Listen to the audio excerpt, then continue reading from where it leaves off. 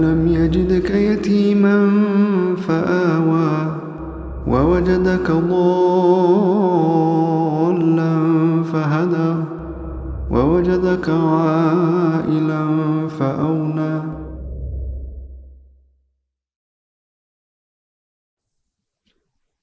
الحمد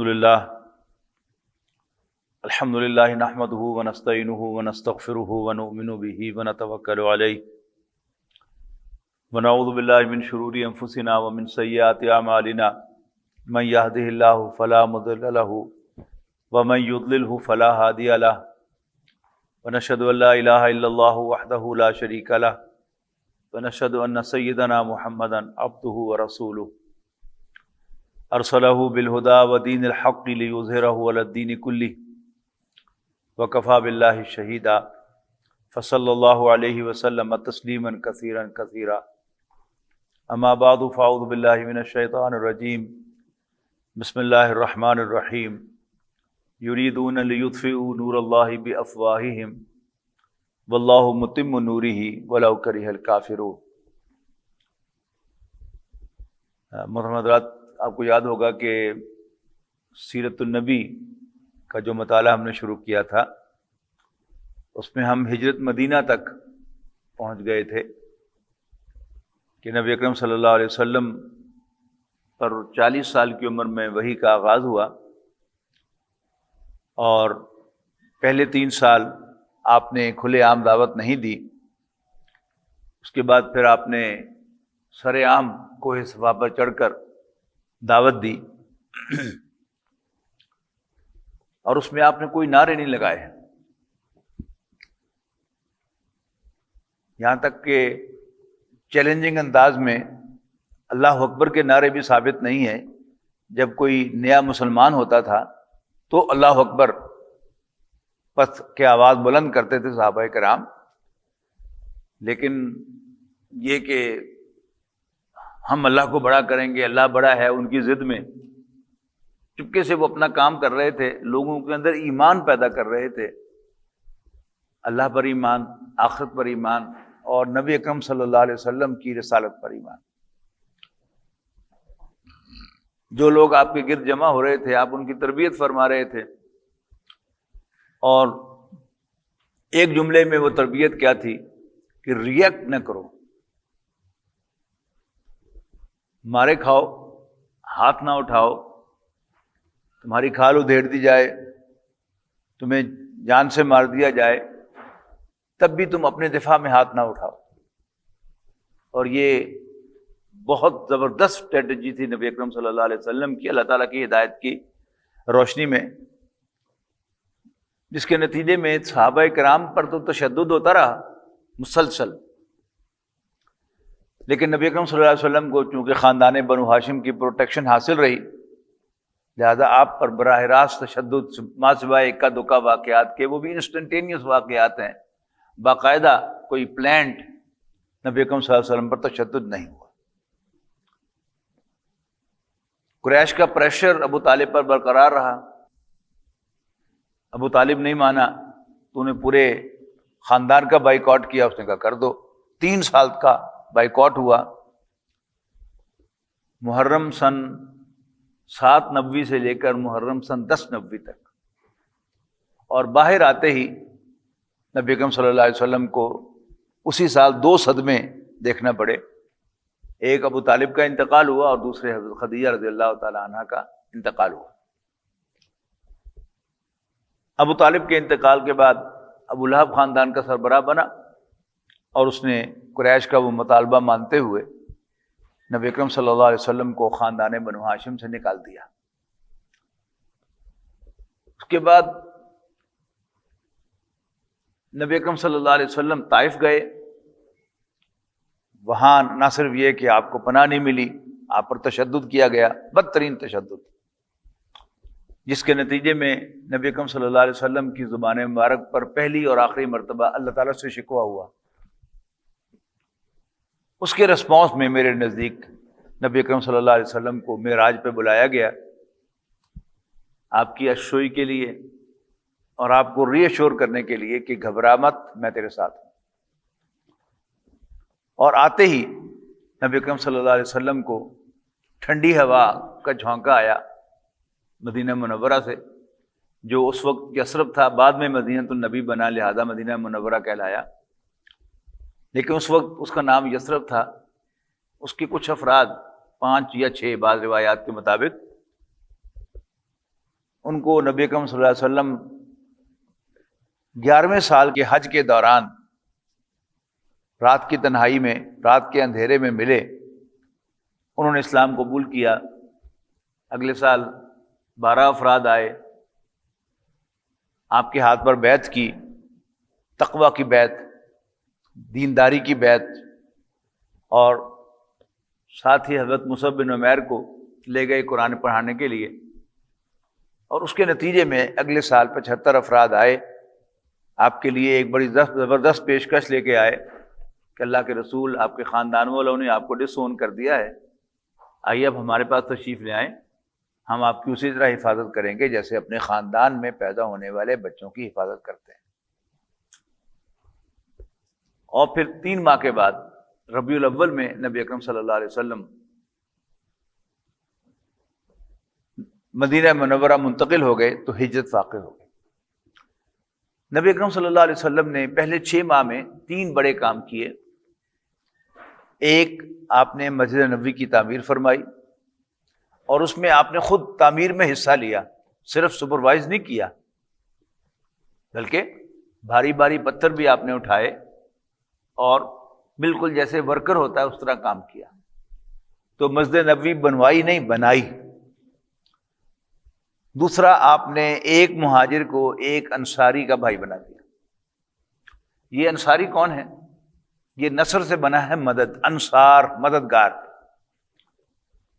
تو آپ نے ایک مہاجر کو ایک انصاری کا بھائی بنا دیا کہ اب تم اس کے ذمہ دار ہو، اس کو کھلانا پلانا تو تمہاری ذمہ داری ہے۔ اگرچہ اس میں مہاجرین نے اوائڈ کیا کہ وہ برڈن بنے اپنے کسی بھائی پر، لیکن بہرحال ان کی طرف سے کوئی مہمان نوازی میں کمی نہیں آئی۔ جیسے حضرت عبد الرحمن بن عوف رضی اللہ تعالیٰ عنہ نے اپنے بھائی سے صرف اتنا پوچھا کہ بس تم مجھے صرف اتنا بتا دو کہ بازار کا راستہ کون سا، باقی میں جانوں میرا کام جانے۔ کاروباری آدمی تھے، اور آپ جانتے ہیں کہ بہت سے لوگ ہیں کہ جو کاروبار ان کے بیٹھ جاتے ہیں اور پھر ہمت کرتے ہیں، محنت کرتے ہیں، پھر کاروبار کو اٹھا کر کہاں سے کہاں لے جاتے ہیں۔ تیسرا کام آپ نے یہ کیا کہ آپ نے مختلف جو 3 قبائل وہاں پر آباد تھے بنی اسرائیل کے، اور جو 2 سنز آف دی سوائل تھے، اوس اور خزرج، یہ سنز آف دی سوائل تھے، اور جو بنی اسرائیل کے قبائل تھے، بنو قینقاع، بنو قریظہ اور بنو نذیر ذوات کے ساتھ، ان کے بڑوں سے جا کر ملاقاتیں کی، یعنی خیر سگالی کی ملاقاتیں۔ اس کو آپ یوں قیاس کریں کہ جب آپ کے محلے میں کوئی نیا شخص آتا ہے اور خوش اخلاق ہوتا ہے تو کیا کرتا ہے؟ دروازے کھٹکھٹا کر کہتا ہے جی میرا نام فلاں ہے، میں آپ کے ساتھ والے مکان میں آیا ہوں، آپ کے ساتھ والی گلی میں آیا ہوں، یہ میرا کاروبار ہے، یہ میرا پروفیشن ہے، کوئی خدمت ہو تو مجھے بتائیں۔ تو آپ نے سب سے ملاقاتیں کی، ان کے حالات خیر خیریت معلوم کی، حالات دریافت کیے، ان کے جو پولیٹیکل ریلیشنز تھے ان پر بات کی، اور پھر نبی اکرم صلی اللہ علیہ وسلم نے انہیں متوجہ کیا کہ تم ایک ہی جگہ پر ایک ہی شہر میں رہتے ہو، آپس میں لڑتے کیوں؟ اس لیے کہ آپ کے علم میں آیا کہ اوس و خزرج بھی آپس میں کئی جنگیں لڑ چکے ہیں، اور جو دوسرے قبائل ہیں وہ بھی ان کے حلیف بنے ہوئے ہیں۔ بنو قینقاع اور بنو نذیر یہ بنو خزرج کے حلیف تھے، اور بنو قریظہ بنو اوس کا حلیف تھا۔ تو آپ نے توجہ دلائی کہ تم آپس میں لڑتے کیوں ہو؟ انہوں نے کہا کہ جی لڑنا پڑتا ہے اپنے حقوق لینے کے لیے، جب کوئی حقوق غصب کرے تو لڑکے اس سے حق لینا پڑتا ہے۔ تو آپ نے انہیں متوجہ کیا کہ کیوں نہیں تم اپنے پرابلمز کا پولیٹیکل سلوشن ڈھونڈتے، ملٹری سلوشن کی طرف کیوں جاتے ہو؟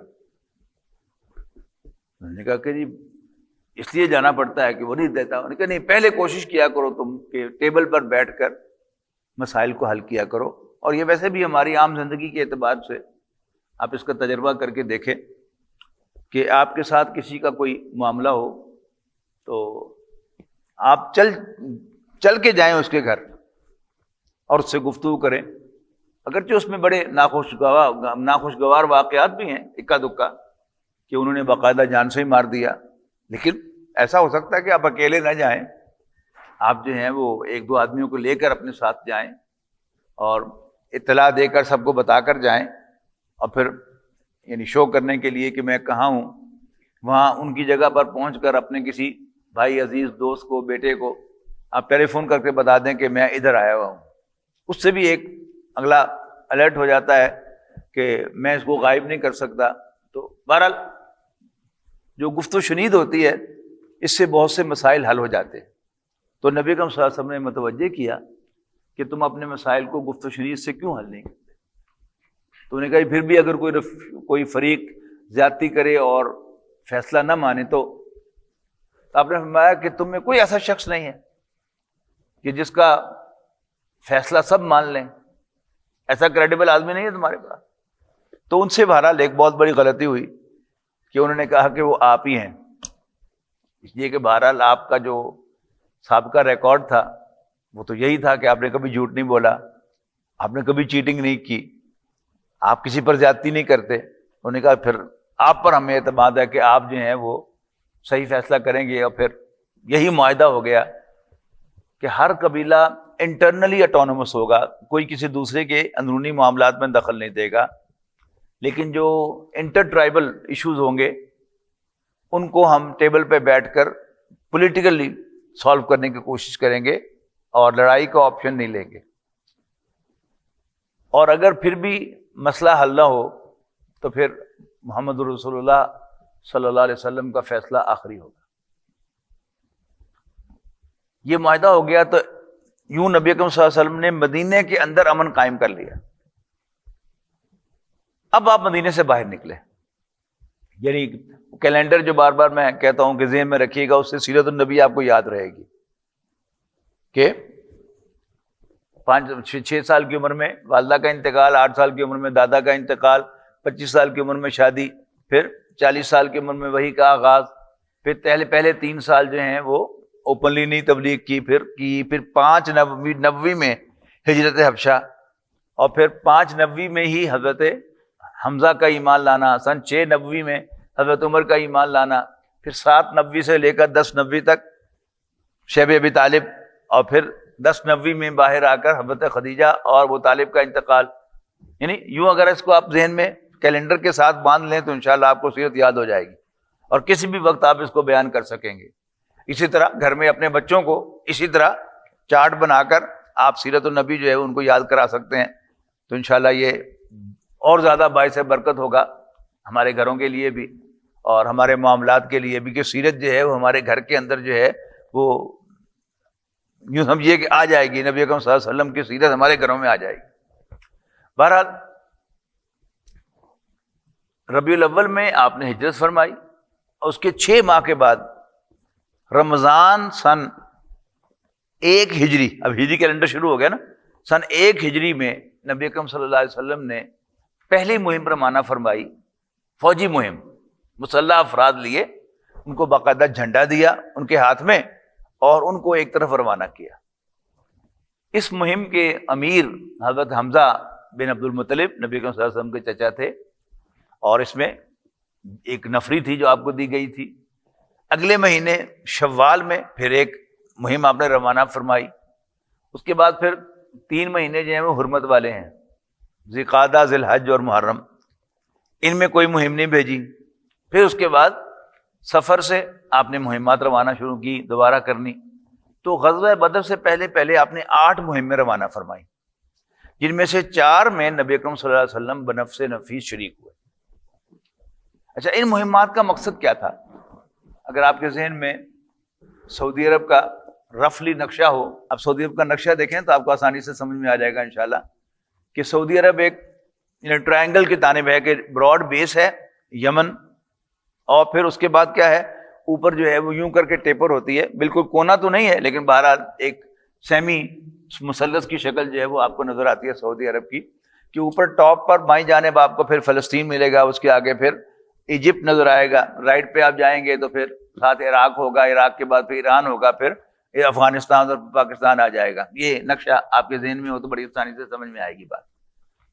اچھا نیچے آپ دیکھیں تو یعنی بحیرہ عرب ہے یمن سے نیچے، اور بحیرہ عرب جو ہے یہ بحر ہند کا حصہ ہے. اچھا اب اس میں آپ ایسٹ کی طرف چلے جائیں تو پاکستان نیچے، پاکستان کے بعد انڈیا، انڈیا کے بعد پھر سری لنکا، بنگلہ دیش ہوتے ہوتے ملائیشیا، انڈونیشیا تک آپ جو ہے وہ چلے جائیں گے. تو یہ سب پرانی تہذیبیں ہیں. انڈیا بھی پرانی تہذیب ہے اور ملائیشیا، انڈونیشیا بھی پرانی تہذیبیں ہیں. اور بہرحال یہ ملک تھے کہ جن کا اپنا کوئی انفراسٹرکچر تھا اور ان کے اندر چیزیں بنتی تھیں اور وہ یورپ کی طرف جاتی تھی. وہ جو سامان تھا سارا وہ بحری جہازوں پر یا بادبانی کشتیوں پر لاد کر وہ یمن کے ساحل پر آ کے اتارا جاتا تھا. اچھا اب یمن سے بائی سرفیس وہ مال جو ہے وہ اوپر یورپ کی طرف جاتا تھا، شام کی طرف جاتا تھا. تو یہ تھا تجارتی راستہ یمن سے لے کر شام تک. اچھا اب آگے آ جائیں تو مکہ مکرمہ آپ کو نظر آئے گا ریلیٹیولی ساؤتھ میں، یعنی یمن سے کچھ اوپر آپ کو دیکھیں گے تو مکہ مکرمہ ہوگا. اب فردر نارتھ میں جائیں گے تو آپ کو مدینہ منورہ ملے گا. پھر فردر نارتھ میں جائیں گے اور تبوک ہے، پھر اس کے بعد رومن امپائر ہے، ذرا ادھر جائیں گے تو شام ہے، اور پھر ساتھ ہی فلسطین ہے، اور پھر وہ دوسرا علاقہ. یعنی شام بھی آج کا ملک جو ہے اس کو آپ شام نہ سمجھیں، بلکہ یہ شام پورا علاقہ ہے کہ جو یورپ کا ایک سمجھ لیجئے کہ حصہ تھا ٹورڈ سعودی عربیہ، ٹورڈ عرب. اب جو تجارتی راستے تھے وہ مدینہ منورہ کے دائیں یا بائیں سے یعنی ایسٹ اور ویسٹ سے گزرتے تھے. اب تھا کیا، یعنی آج بھی آپ کو معلوم ہے کہ وقتاً فوقتاً بسیں بھی لٹتی ہیں اور ٹرکس جو ہیں، جو بڑے بڑے ٹریلرز ہیں، ان کو بھی لوٹا جاتا ہے. اس لیے رات کے وقت آپ سفر کر رہے ہوں تو آپ دیکھتے ہیں کہ وہ کئی ٹرک جو ہیں وہ ایک لائن میں جا رہے ہوتے ہیں سیدھے سیکورٹی کے نقطہ نگاہ سے. کوئی ایک آدھ ہو تو اس کو کیا کرتے ہیں کہ اس کو کسی سائٹ پر لے جاتے ہیں اور پھر وہاں پر اس کو لوٹ لیتے ہیں. تو ظاہر ہے آج سے 1400 سال پہلے یعنی کیا حال ہونا تھا اس کا آپ تصور کیجیے. قافلے لٹتے تھے لیکن قریش کا قافلہ محفوظ رہتا تھا. اس کی وجہ کیا تھی کہ پورے عرب کا مذہبی مرکز خانہ کعبہ تھا، اور پورے عرب سے لوگ حج کرنے کے لیے، عمرہ کرنے کے لیے حرم میں آتے تھے. اور ان سب کے بت جو تھے وہ کعبے میں پڑے ہوئے تھے. جو 360 بت تھے وہ اسی طرح تھے نا کہ ہر قبیلے کا ایک بت تھا جو وہاں پر بطور یرغمال تھا، سمجھیے کہ ہاسٹیج تھا قریش کے پاس. قریش چودھری تھے، یہ کعبے کے متولی تھے، لہذا ان کو پیرزادوں کی طرح ٹریٹ کیا جاتا تھا. پیرزادہ جو میں نے اصطلاح استعمال کی ہے وہ پاکستان کے اعتبار سے کی ہے کہ آج سے تقریباً 50 سال پہلے اگر آپ چلے جائیں تو جب بھی کوئی بس لٹتی تھی اور اس میں علم میں آتا تھا ڈاکوؤں کے سردار کے کہ اس میں تو کوئی سید بادشاہ بھی تھا، پیرزادہ بھی تھا، اس کو بھی ہم نے لوٹ لیا ہے، تو لوٹتے تھے وہ چھوٹے ڈاکو اور پھر وہ مال لے کے جاتے تھے اس کے پاس. جب اس کو پتہ چلتا تھا وہ خود آتا تھا اور گھٹنوں کا ہاتھ لگا کے سید بادشاہ کے اور ان کو مال واپس کر دیتا تھا. تو ایک رسپیکٹ تھی. تو عرب میں قریش کے قافلے نہیں لٹتے تھے، باقی سارے قافلے لٹ جاتے تھے. مکہ مکرمہ جو تھا، ایک تو میں نے بتا دیا کہ یہ ایک قبیلے کا شہر تھا. دوسری بات یہ ذہن میں رکھیے گا کہ مکہ مکرمہ میں بارش نہیں ہوتی تھی. یہ تو اب جو گلوبل چینجز آئی ہیں پچھلے 10-15 سال کے اندر، اس میں وہاں سعودی عرب میں آپ کو کثرت کے ساتھ بارش نظر آتی ہے، ورنہ بارش کہاں ہوتی تھی وہاں. اچھا چونکہ بارش نہیں ہوتی تھی لہذا اگتا کچھ نہیں تھا، پروڈیوس کچھ نہیں ہوتا تھا، یعنی زمین کی پروڈیوس بھی نہیں تھی، اور وہاں پر کوئی اور چیز بنتی ہو، کوئی دستکاری کا ہینڈی کرافٹ ہو، کچھ بھی نہیں. یعنی مکے کے لوگ سکے چودھری تھے. ان کا اصل جو ذریعہ معاش تھا وہ کاروبار تھا. اچھا اب کاروبار کے بھی یعنی ایک تو جنرل کاروبار ہے، ایسے سب کاروبار کرتے ہیں، ایک خاص کاروبار تھا وہ مکہ مکرمہ کے لحاظ سے تھا آج بھی آپ دیکھیں کہ یہ کورونا کے جو 2-3 سال ہیں جب حج نہیں ہوا، تو میرا اندازہ یہ ہے کہ آپ لوگ بہتر سمجھتے ہیں ان معاملات کو، میرا اندازہ یہ ہے کہ سب سے زیادہ جو کاروباری نقصان ہوا ہوگا وہ سعودی عرب کا ہوا. یعنی وہ جو کئی منزلہ ہوٹلز بنے ہوئے ہیں اور وہ سارا جو نیچے پیرافرنیلیا ہے اور وہ دکانیں ہیں کہ جو ہمیشہ پہلے صرف حج کے دنوں میں آباد ہوتی تھی، اب سارا سال ہی عمرہ ہوتا رہتا ہے اور وہ آباد رہتی ہیں، تو کیا وہاں پر اکنامک ایکٹیویٹی ہوتی ہے اس کا آپ تصور کیجیے. اور 2 سال تک وہ اکنامک ایکٹیویٹی بالکل بند رہی تو کتنا نقصان ہوا ہوگا سعودی عرب کا، یہ ذہن میں رکھیے. تو ایک تو یہ تھا کہ حج کے لیے لوگ آتے تھے، ظاہر ہے یہاں کھاتے پیتے تھے اور ان کا رہن سہن تھا. اگرچہ اس اعتبار سے مکے کے لوگ جو ہیں وہ حاجیوں کا بہت احترام کرتے تھے، ان کو کھانا کھلانا، ان کو پانی پرووائڈ کرنا، ان کو خیمے لگا کے دینا، یہ سب کیا تھا، یہ اپنے لیے اعزاز سمجھتے تھے. لیکن اس کے باوجود بہرحال جہاں لوگ آتے ہیں وہاں بزنس ایکٹیویٹی ہوتی ہے عروج پر. دوسرا یہ تھا کہ یہ جو میں نے عرض کیا نا کہ یمن سے بائی سرفیس سامان جو تھا وہ اونٹوں پر لاد کر شام پہنچایا جاتا تھا اور پھر آگے روم کی طرف نکل جاتا تھا، یورپ کی طرف نکل جاتا تھا. کیونکہ قریش کے قافلے نہیں لٹتے تھے، لہذا قریش نے یہ جو کارگو بزنس تھا اس کو مونوپولائز کر لیا ہوا تھا. جیسے آج بھی اگر کوئی کارگو کمپنی آپ کو انشورنس بھی پرووائڈ کرے تو آپ اس کو زیادہ پیسے دے کر بھی مال اسی کو دیں گے، چلو ایک ٹینشن تو ختم ہوگی نا کم سے کم. تو عربوں کو ان جنرل یہ پرابلم تھا اور قریش کو نہیں تھا، لہذا قریش نے اس بزنس کو مونوپلائز کیا. لہذا وہ شام روز یمن سے لے کر شام تک بڑی آسانی سے وہ لے کر پھیلتے تھے، یعنی معمولی سے سیکیورٹی ساتھ لی اور پھر لے گئے اس قافلے کو اپنے ادھر لے گئے، ادھر سے ادھر آ گئے. باقی عرب کے لیے قریش بڑے مقدس ہوں گے، کعبے کے متولی ہیں، ہمارے بتوں کی حفاظت کرتے ہیں، لیکن نبی اکرم صلی اللہ علیہ وسلم اور صحابہ کے لیے آپ کیا تھے؟ نجس تھے، پلید تھے. لہذا نبی اکرم صلی اللہ علیہ وسلم کے دل میں تو ان کی وہ عزت نہیں تھی کہ یہ بڑے مقدس ہیں. دوسری بات یہ کہ جب انہوں نے نبی اکرم صلی اللہ علیہ وسلم کو نکال دیا تو پھر نبی اکرم صلی اللہ علیہ وسلم کو بھی اخلاقاً یہ رائٹ تھا کہ آپ بھی اس کو ریئیکٹ کرتے.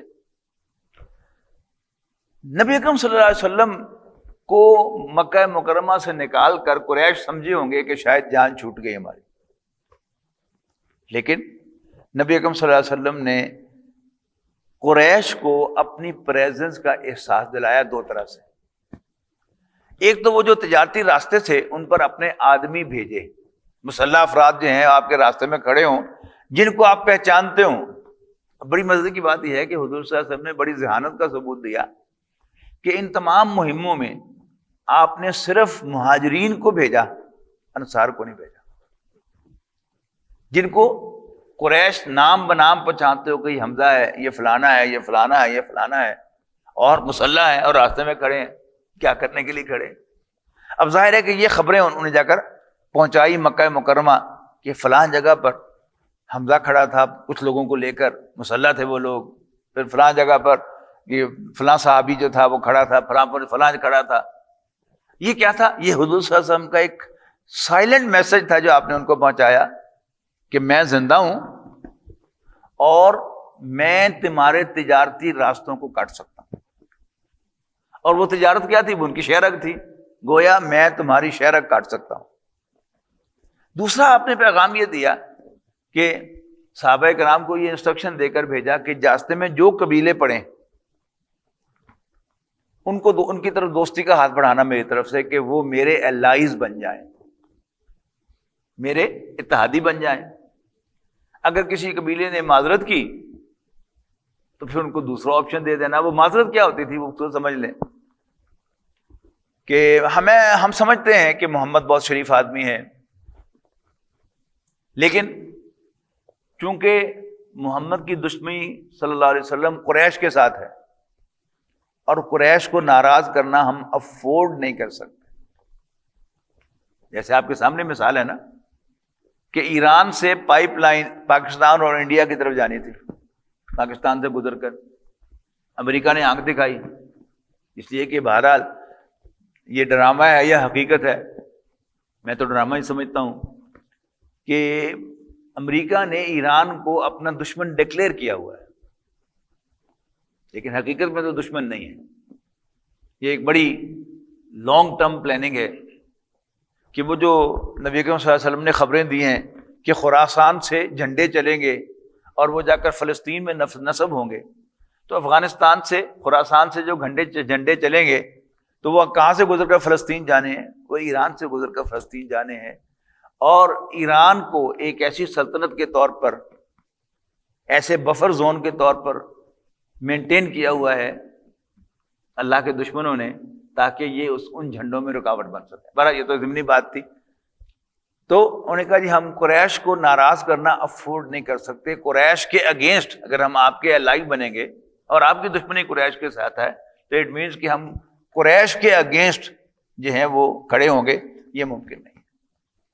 تو پھر دوسرا آپشن کیا تھا کہ بس پھر تم نیوٹرل رہنے کا ہمارے سے معاہدہ کر لو کہ اگر میرے اور قریش کے درمیان جنگ ہوگی تو تم نیوٹرل رہو.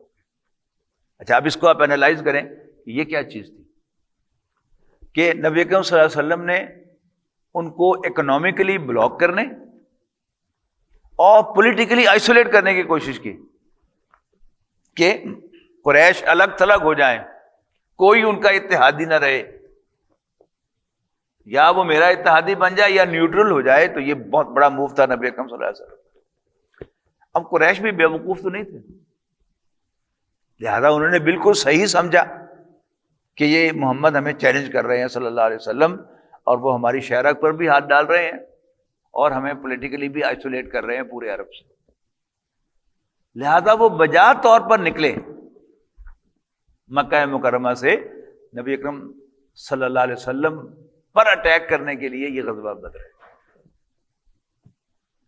انہی مہموں میں سے ایک مہم تھی جب قریش کو خبر ملی کہ محمد کے آدمی مختلف راستوں پر کھڑے ہوتے ہیں تو انہوں نے کہا اچھا یہ جرت. تو وہ 1000 کا جو لشکر آیا تھا وہ اصل میں اس قافلے کے اعتبار سے آیا تھا، اور نبی اکرم صلی اللہ علیہ وسلم کو بھی خبر ہو گئی تھی یہ قافلہ جو ہے وہ بنا ہے. اس قافلے کا مقصد کیا تھا؟ طے ہوا تھا کہ اس میں جو آمدنی ہوگی ہم محمد اور اس کے ساتھیوں کو کرش کرنے کے لیے استعمال کریں گے معاذ اللہ. لیکن نبی اکرم صلی اللہ علیہ وسلم کی خبر مل گئی تھی، لہذا آپ بھی اپنے ساتھیوں کے ساتھ نکلے اس قافلے کو روکنے کے لیے. لیکن اللہ تعالیٰ کو منظور نہیں تھا. 2 دن پہلے وہ قافلہ نکل گیا. جب آپ وہاں اس شاہراہ پر پہنچے تو پتہ چلا کہ وہ تو 2 دن پہلے گزر گئے یہاں سے. نبی اکرم صلی اللہ علیہ وسلم نے وہیں پر قیام فرمایا اور انتظار کیا کہ واپس جائیں گے تو پھر ان سے نپٹیں گے. یعنی وہاں پر کمیونیکیشن کا کیا نظام تھا یہ میں ابھی تک نہیں سمجھ سکا. نبی اکرم صلی اللہ علیہ وسلم کو خبر ہو گئی ہے کہ وہاں سے قافلہ جو ہے وہ چل رہا ہے، بہت بڑا قافلہ ہے، بہت سا سامان ہے، اور اس میں صرف 50 تیر انداز ہیں اس کی حفاظت کے لیے. یہ حضور کو خبر ہو گئی، اور ابو سفیان کو بھی خبر ہو گئی ہے. اس قافلے کے سالار جو تھے وہ ابو سفیان تھے، ان کو بھی خبر ہو گئی ہے کہ محمد نے میرا پیچھا کیا ہے صلی اللہ علیہ وسلم. تو بہرحال یہ ایک بڑا عجیب کھیل ہے. اب اس کے نتیجے میں غزوہ بدر ہوا اور اللہ تعالیٰ نے غیر معمولی فتح نصیب فرمائی. کل 314 افراد تھے نبی اکرم صلی اللہ علیہ وسلم کے ساتھیوں میں، اور ادھر 1000 کا لشکر تھا. ادھر بے سر و سرو سمانی تھی، ادھر کیس کیل کانٹے سے لیکس 1000 کا لشکر تھا. لیکن فرشتے آئے، اللہ تعالیٰ کی طرف سے خاص مدد آئی، قریش کو شکست فاش ہوئی، اور ان کے جتنے بھی بڑے بڑے نام تھے قریش کے وہ سب مارے گئے. ابو سفیان اس لیے بچ گئے، ابو سفیان بھی بڑا نام تھا اس لیے کہ وہ تو اس قافلے کے ساتھ تھے، اور وہ واپسی پر قافلے کو ساحل سمندر سے ساتھ لے کے آ گئے، واپس مکہ مکرمہ پہنچ گئے. ابو جہل مارا گیا، نضر بن حارث مارا گیا، امیہ بن خلف حضرت بلال کا جو آقا ہوا کرتا تھا وہ مارا گیا. یعنی جتنے بھی آپ کو بڑے بڑے کفار کے نام، ولید بن مغیرہ، عتبہ بن ربیعہ، یہ جتنے بھی بڑے بڑے نام ہیں سب ڈھیر ہو گئے. صرف ابو لہب زندہ رہا، وہ بھی اس لیے زندہ رہا کہ وہ آیا ہی نہیں تھا. اس نے اپنی جگہ پر کرائے کے 2 فوجی بھیجے تھے کہ میری طرف سے یہ لڑیں گے. بہرحال یہ شکست ہوئی. اس کے بعد قریش کی قیادت ابو سفیان کے ہاتھ میں آئی اور ابو سفیان نے فیصلہ کیا کہ ہم بدر کا بدلہ لیں گے. اور پھر بدر کے 13 ماہ کے بعد شوال سن 3 ہجری میں غزوہ احد ہوا. پھر نبی اکرم صلی اللہ علیہ وسلم کو خبر ہو گئی کہ مکہ مکرمہ سے 3000 افراد جو ہیں وہ آ رہے ہیں لڑنے کے لیے. تو نبی اکرم صلی اللہ علیہ وسلم نے تیاری فرمائی اور مشورہ کیا صحابہ کرام سے کہ کیا کریں ہم, کیسے ہم اس کا مقابلہ کریں. 2 آراء سامنے آئیں. نبی اکرم صلی اللہ علیہ وسلم کی اپنی رائے یہ تھی کہ ہم چونکہ تعداد میں کم ہیں لہذا مرد 10 ب10 لڑیں گے اور اوپر سے عورتیں اور بچے پتھر ماریں گے کفار پر, تو یوں ہم بیلنس کر سکیں گے اس نمبر کو. عبداللہ ابن ابی جو منافقوں کا سردار تھا اس کی رائے بھی یہی تھی, لیکن اس نے آرگومنٹ دیا باقاعدہ کہ ہم سنز آف دا سوئل ہیں اور ہمارا تجربہ یہ ہے کہ جب بھی ہم باہر جا کے لڑے ہیں ہم ہارے ہیں اور جب بھی ہم اندر سے لڑے ہیں تو ہم نے جیتا, ہم فتح پائی ہے. لیکن صحابہ کرام کی اکثریت خاص طور پر نوجوان صحابہ اور وہ صحابہ کے جو بدر میں شریک نہیں تھے وہ بڑے ایموشنل تھے, بہت زیادہ جذباتی تھے کہ ہمیں تو شہادت چاہیے, ہم عورتیں نہیں ہیں کہ گھر میں چوڑیاں پہن کے بیٹھ جائیں یہ وہ. مزید برآں غزوہ بدر میں جتنے بھی لوگ شریک تھے اللہ تعالیٰ نے ان کے بارے میں یہ ڈکری دے دی کہ ان کے پچھلے اگلے سب گناہ معاف. کوئی چھوٹی بات ہے یعنی پچھلے تو معاف ہوئے, یہ بھی کہہ دیا کہ جو مرضی کرو تمہارے اگلے گناہ بھی معاف آنے والے دنوں کے بھی. تو صحابہ کرام بڑے ایموشنل تھے کہ بدر والے میدان مار گئے, یعنی دنیا میں تو مارا ہی مارا, آخرت کا میدان بھی مار گئے کہ اگلے پچھلے سارے گناہ معاف کروا گئے تو ہمیں بھی باہر جانا چاہیے. لہذا نبی کریم صلی اللہ علیہ وسلم اٹھ کر اندر گئے. پیچھے سے جو سینئر صحابہ تھے, بزرگ صحابہ تھے, انہوں نے ڈانٹا کہ بندے بتونا کی گل کرو, تم دیکھ نہیں رہے تھے کہ حضور صلی اللہ علیہ وسلم کا اپنا رجحان کیا ہے, بس اپنی رائے دیتے اور چپ کر جاتے, تم نے اپنی رائے پر اصرار کیوں کیا ہے. تو حضور صلی اللہ علیہ وسلم اندر سے آرمڈ کوٹ پہن کر آ گئے, وہ ذرا بختر جو ہوتی ہے لڑائی والی وہ پہن کے آ گئے. اس کا مطلب کیا تھا کہ چلو. اب صحابہ نے معذرت کی حضور صلی اللہ علیہ وسلم سے کہ اللہ کے رسول بس آپ جیسے مناسب سمجھتے ہیں آپ کیجیے, بس ہم آپ کے ساتھ ہیں. تو آپ نے فرمایا کہ کسی نبی کی شان یہ نہیں ہے کہ وہ ذرا بختر پہن کر پھر بغیر جنگ کیے اتارتے ہیں. اب جنگ ہوگی چلو. غزوہ احد میں کیا ہوا کہ نبی کریم صلی اللہ علیہ وسلم پہلے پہنچے میدان میں. ایک طرف احد کا پہاڑ تھا, تو نبی کریم صلی اللہ علیہ وسلم نے بڑی ہی کیا کہیں ذہانت کا مظاہرہ کرتے ہوئے احد کا پہاڑ کو اپنے پیچھے رکھ لیا تاکہ پیچھے سے حملہ نہ ہو سکے. اور آپ نے ارد گرد کا جائزہ لیا تو دیکھا کہ اس پہاڑ کے ختم ہونے کے بعد ایک چھوٹا سا درہ ہے اور اس کے بعد ایک چھوٹی سی پہاڑی ہے. تو آپ نے محسوس کیا کہ اگرچہ پہاڑ کے اوپر سے تو کوئی آ کر ہم پہ حملہ نہیں کر سکتا, لیکن اس درے میں سے حملہ ہو سکتا ہے. تو نبی اکرم صلی اللہ علیہ وسلم نے اس درے کو کور کیا اور 50 صحابہ کو اس چھوٹی پہاڑی کے اوپر جو ہے وہ تیر اندازوں کو کھڑا کر دیا کہ تم یہاں ڈیوٹی دو اور یہاں سے اس درے کو کور کرو کہ یہاں سے کوئی اندر نہ آنے پائے. ادھر حضرت خالد بن ولید اس وقت ابھی کافر تھے, مشرکین میں سے تھے. وہ اپنا ایک رسالہ لے کر, کیولری کا دستہ لے کر, گھڑ سوار دستہ لے کر کھڑے تھے تیار کہ جو ہی مسلمان غافل ہوں گے تو ہم پیچھے سے حملہ کریں گے.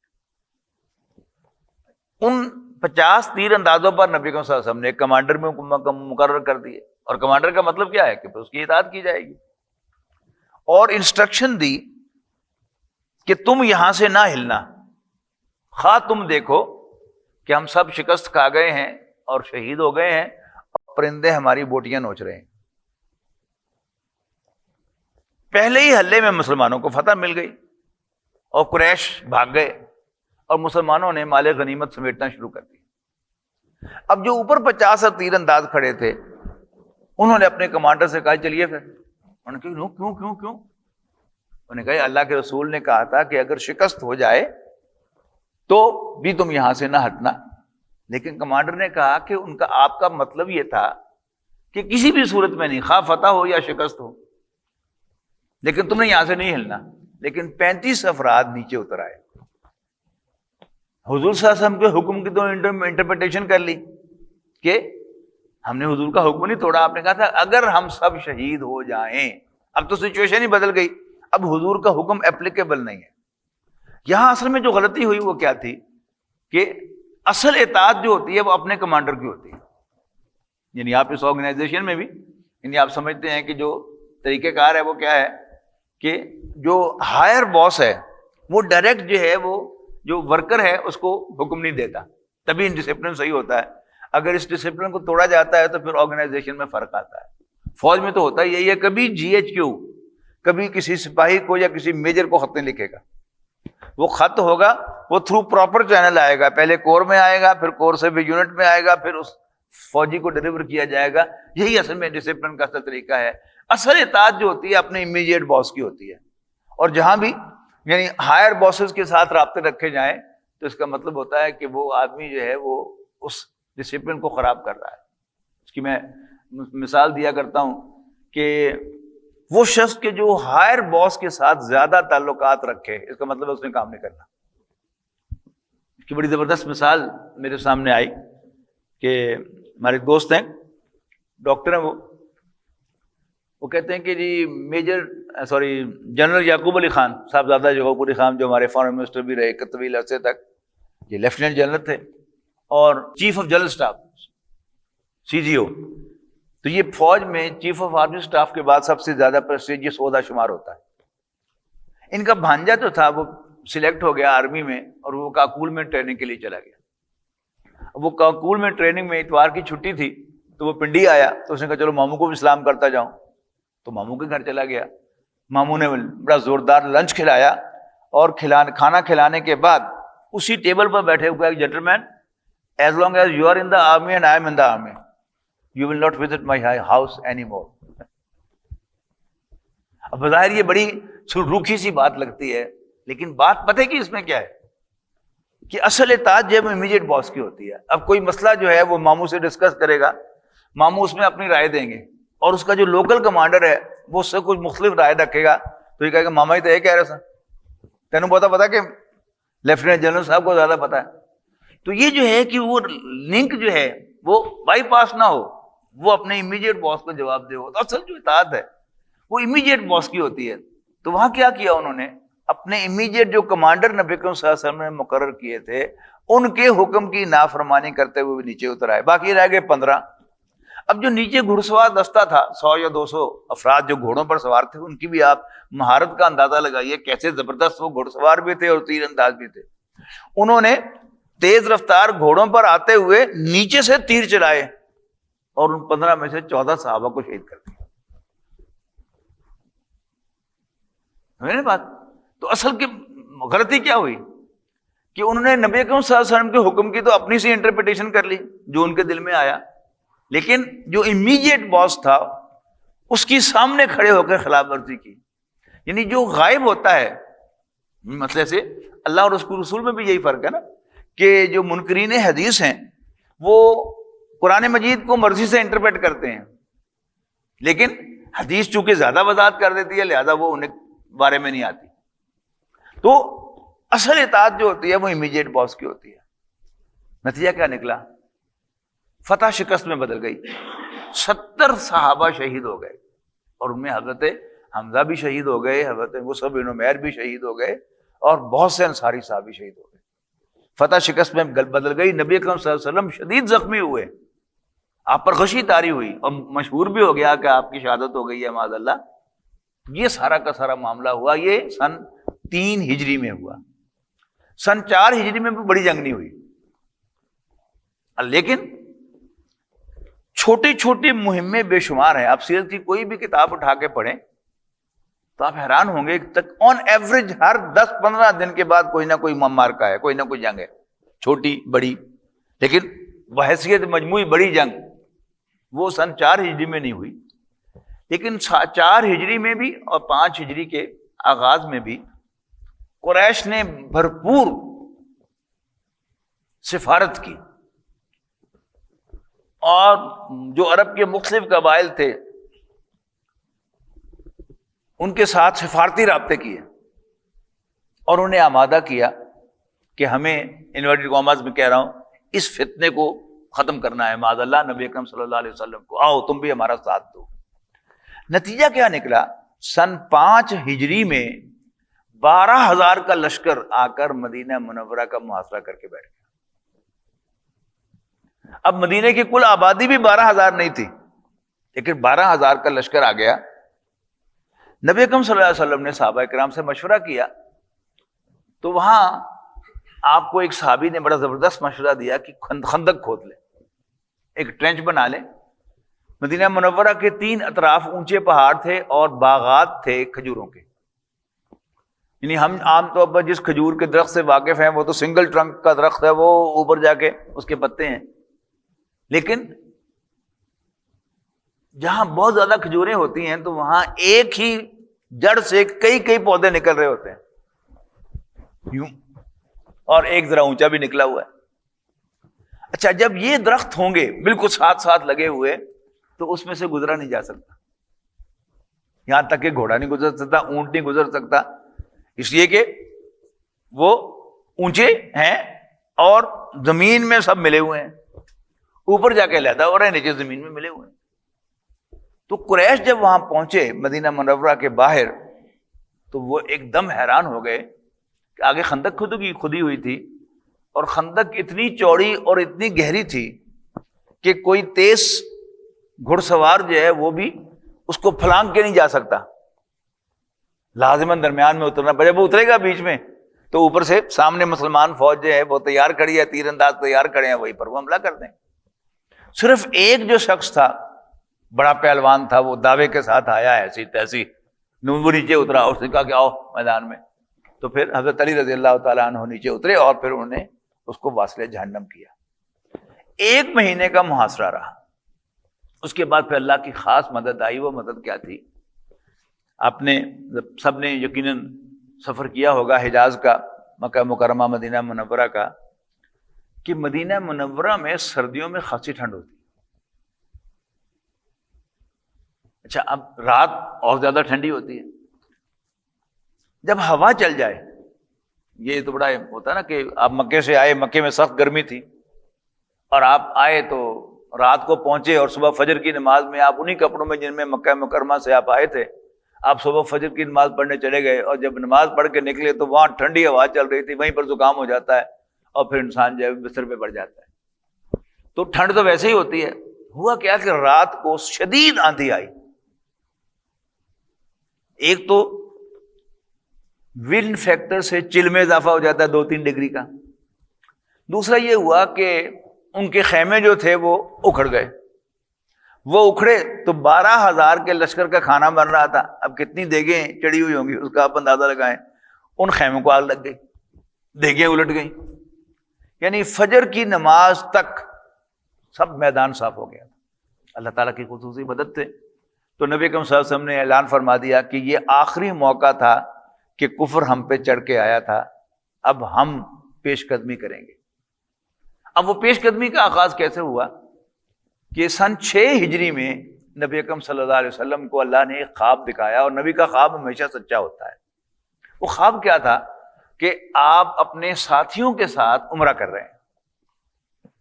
اچھا، نبی کا خواب سچا ہوتا ہے تو نبی اکرم صلی اللہ علیہ وسلم نے اس کو اللہ تعالیٰ کی طرف سے حکم سمجھا، اور آپ نے تیاری کی فوراً عمرے کی، اور صحابہ کے درمیان اندر اعلان کیا کہ میں عمرے پہ جا رہا ہوں، زیادہ سے زیادہ لوگ میرا ساتھ دیں۔ لیکن خواب کے بارے میں آپ کو معلوم ہے کہ خواب سچے آپ سب لوگوں میں نہیں، یقیناً ایک نہ ایک خواب اللہ تعالیٰ ضرور تجربہ کرواتا ہے کہ زندگی میں ایک نہ ایک سچا خواب وہ ضرور دیکھتا ہے کہ جو کچھ عرصے کے بعد 100% ٹرو ہوتا ہے، کہ اس سین کی آپ نے جو پری ویو ہے وہ پہلے دیکھا ہوا ہوتا ہے، پہلے کہاں سے آتا ہے؟ وہ اللہ تعالیٰ کے پاس تو ہوتا ہی ہے پری ویو، تو اللہ تعالیٰ دکھا دیتا ہے۔ تو نبی اکرم صلی اللہ علیہ وسلم کو وہ خواب دکھایا اللہ تعالیٰ نے، لیکن کبھی بھی خواب میں پیچھے کیلنڈر نہیں ہوتا، یعنی یہ نہیں پیچھے لکھا ہوتا کہ یہ کس سال ہوگا، اگلے مہینے ہوگا، کل ہوگا، 10 دن بعد ہوگا یا 10 سال بعد ہوگا. سچا خواب بھی ہو تو خواب تو سچا تھا، حضور صلی اللہ علیہ وسلم کا جھوٹا ہو ہی نہیں سکتا تھا، لیکن پیچھے کیلنڈر چونکہ نہیں تھا. اور اللہ تعالیٰ نے حضور صلی اللہ علیہ وسلم کے دل میں اس کی ایک ایسی انٹرپریٹیشن ڈالی جو خلاف واقع تھی. وہ خواب تو تھا اگلے سال کا، لیکن اللہ تعالیٰ نے حضور صلی اللہ علیہ وسلم کے دل میں ڈالا کہ یہ ابھی جانا ہے، اور آپ چلے گئے. اللہ تعالیٰ چاہتا تھا کہ آپ وہاں جائیں، اور پھر جو ہوا جس کی میں تفصیل ابھی عرض کروں گا وہ بھی ہو جائے. وہ تفصیل کیا تھی کہ آپ حدیبیہ کے مقام پر پہنچ گئے مکہ مکرمہ سے باہر، اور اب ظاہر ہے آپ داخل تو نہیں ہوتے مکہ مکرمہ میں، ہو نہیں سکتے، اس لیے کہ وہاں تو دشمن کا قبضہ ہے. یا تو آپ لڑیں وہاں جا کے، یا آپ دشمن کے ساتھ پہلے نیگوشیٹ کریں. تو نبی اکرم صلی اللہ علیہ وسلم نے حضرت عمر سے کہا کہ عمر تم جاؤ اور قریش سے جا کر بات کر کے آؤ کہ ہم صرف عمرہ کرنے کے لیے آئے ہیں، ہمارا لڑائی کا کوئی ارادہ نہیں ہے، تو بس تھوڑا سا قیام کریں گے اور عمرہ کر کے ہم واپس آ جائیں. حضرت عمر نے کہا، عرض کی اللہ کے رسول عثمان کی ذمہ داری لگائیں، عثمان کاروباری آدمی ہے اور وہ اچھا نیگوشیٹ کر لیتا ہے. اچھا یہ کاروباری آدمی اور نیگوشیشن یہ کیا چیز ہے؟ یہ شیخ شوکت صاحب جو ہے ان کے ساتھ جو ہے وہ آنا ہوتا ہے، جانا ہوتا ہے. راستے میں یہ جب ریٹ طے کرتے ہیں کسی کے ساتھ تو یعنی اس کو قائل کر کے ہی چھوڑتے ہیں.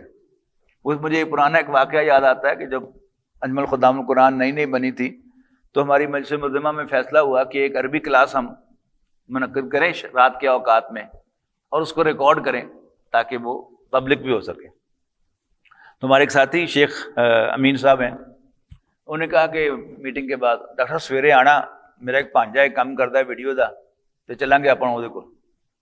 میں گیا، خیر اٹھ کے میرے ساتھ آ گئے. تو حمید پیلس کے اپوزٹ ہی وہ ویڈیو کی دکان تھی اس کی، گئے، اس نے بڑے اچھی طرح پیش آیا. آؤ ماما جی، میرا تعارف کرایا، ڈاکٹر حمید صاحب ہیں. جی ماما جی کس طرح آئے؟ انہوں نے کہا بابو ایک عربی کلاس ریکارڈ کرنی ہے. انہوں نے کہا کتنے سیشن ہیں؟ انہوں نے کہا 40 دن کی وہ کلاس ہے. کی صاحب ہوئے گا ادھر؟ کہتا ماما جی 1000 روپے اسی ایک پروگرام کا لے 40,000 روپے ہوں گے. نہیں بابو کوئی دین دا کام ہے تو حصہ پا یہ وچ. وہ کہے جا رہا ہے بار بار کہ نہیں ماما یہ وارش نہیں، نہیں ماما یہ وارش نہیں. 1 گھنٹہ بیٹھے رہے اور 10,000 روپے کر اس کو راضی کر کے اٹھے ہم یہاں سے. تو یہ مجھے سمجھ میں آئی، یعنی وہ واقعہ جب یاد آتا ہے نا مجھے، تو پھر یہ یاد سمجھ میں آتی ہے کہ حضرت عمر نے یہ بات جو کہی کہ عثمان کو بھیجیں، وہ کاروباری آدمی ہے، وہ اچھا نیگوشیٹ کر لے گا. آپ تصور کرنا کہ حضرت عمر جاتے وہاں پر، اور ظاہر ہے انہوں نے حضور صلی اللہ علیہ وسلم کو گالیاں دینی تھی اور پتہ نہیں کیا کچھ کہنا تھا، تو وہیں پر تیم پڑاس ہو جاتی تو پھر تو عمرہ نہیں ہو سکتا تھا. تو حضرت عثمان نے 3 دن لگائے وہاں پر، یعنی اچھا نہیں پھر چلو تو ذرا تھکے ہو، آرام کرو، پھر سویرے پہ بیٹھا گے جلدی، کرتے کرتے کرتے کرتے 3 دن لگا لیے. اور پتہ نہیں یہ قریش نے شرارت کی یا ویسے ہی، یعنی ایک ازمپشن سی بھی ہو جاتی ہے نا کہ 3 دن ہو گئے، اللہ خیر کرے. یعنی آپ اس کو قیاس کریں نا، یعنی قرآن مجید پڑھتے ہوئے بھی، سیرت النبی پڑھتے ہوئے بھی ہمیشہ آپ اس کو نارمل سمجھیں تو بہت کچھ سمجھ میں آتا ہے. یعنی آپ کسی کو کسی طرح بھیجیں، آپ بچے کو بھیجتے ہیں بازار سے سودا لینے کے لیے اور 2-3 گھنٹے ہوگا واپس نہ آئے، تو آپ کو 100 قسم کے خیال آئیں گے کہ اللہ خیر کرے کہ موٹر سائیکل مار دی ہونے، اللہ خیر کرے کوئی رستے ڈکیتی نہ ہو گئی ہوگی. یعنی یہ سارے خیالات آتے ہیں. تو پتہ نہیں کیا ہوا، لیکن بہرحال حضور صلی اللہ علیہ وسلم کو یہ ریومر جو ہے یہ آپ تک پہنچ گئی کہ حضرت عثمان کو شہید کر دیا گیا. اچھا نبی اکرم صلی اللہ علیہ وسلم نے اس کو بہت سیریسلی لیا کہ عثمان میرا سفیر تھا، اس کو جو قتل کیا ہے تو مجھے قتل کیا ہے. آپ نے صحابہ کرام کی طرف ہاتھ بڑھایا کہ انہوں نے عثمان کو نہیں مجھے قتل کیا ہے، میرے ہاتھ پر بیعت کرو کہ تم یہاں پر مر جاؤ گے لیکن عثمان کے خون کا بدلہ لیے بغیر نہیں جاؤ.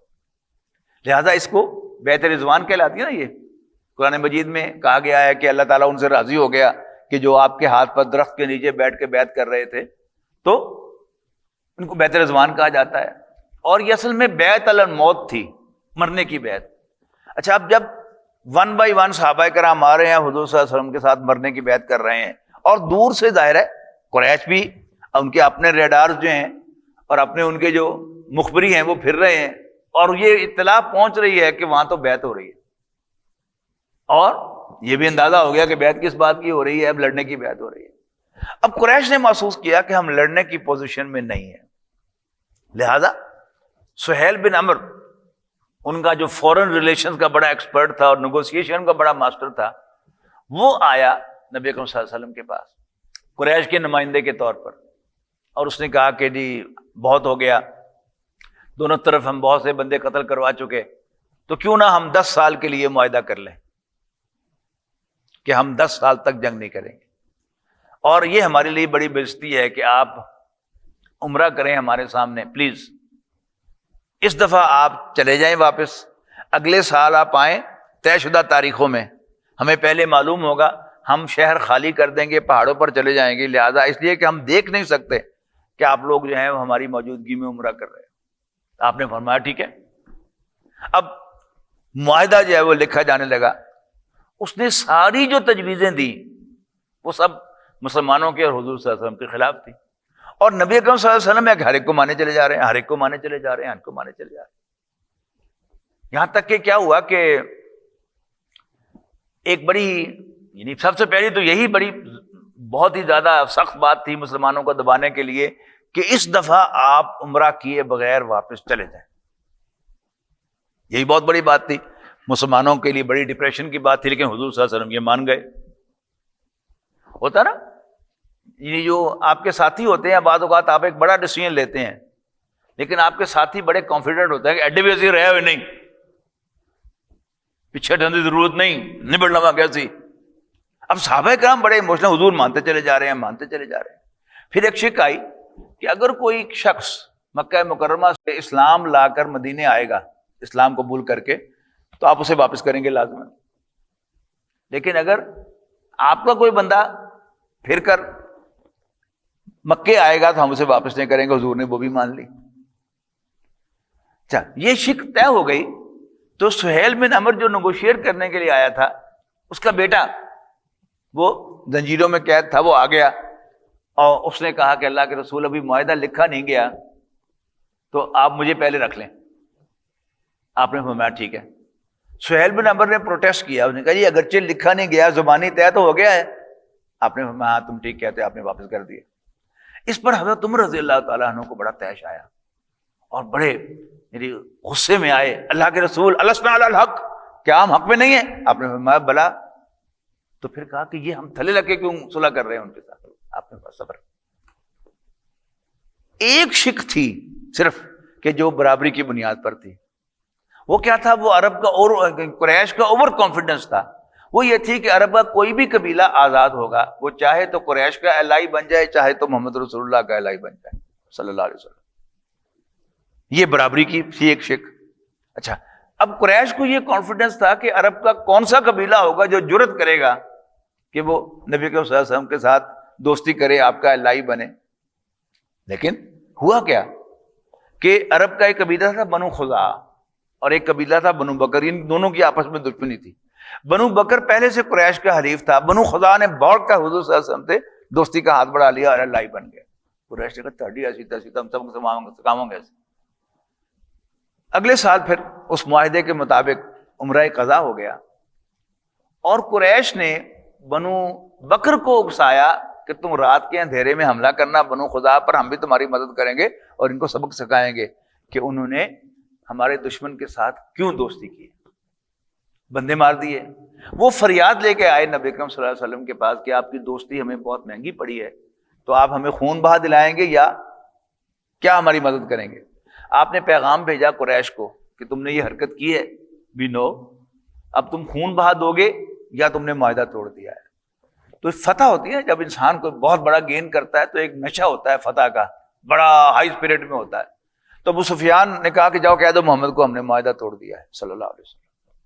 لیکن جب وہ نشہ اتر گیا تو ابو سفیان صاحب نے دیکھا کہ واہ جی واہ، ہم تو اب لڑنے کے قابل ہی نہیں ہیں۔ تو ابو سفیان چل کے آیا ہے مدینہ منورہ صلح کی تجدید کے لیے، لیکن کسی نے بات ہی نہیں سنی۔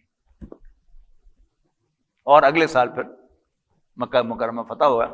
خیال تو میرا تھا کہ آج ہم سیرت النبی کا مطالعہ مکمل کر لیں گے، لیکن ایسا ہو نہیں سکا. انشاءاللہ اگلی مرتبہ ہم اس کو مکمل کریں گے. آج اس پہ اکتفا کرتے ہیں. آخر دعوانا ان الحمدللہ رب العالمین.